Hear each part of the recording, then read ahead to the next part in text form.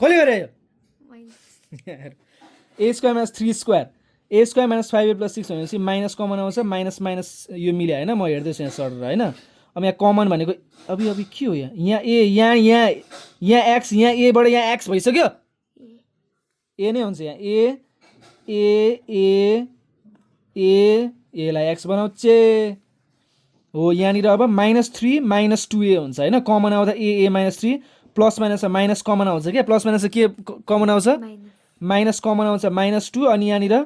plus minus के हुन्छ यहाँ पनि माइनस हुन्छ यो मिल्यो एक ठाउँमा लेख्ने a -2 एक ठाउँमा लेख्ने के लेख्ने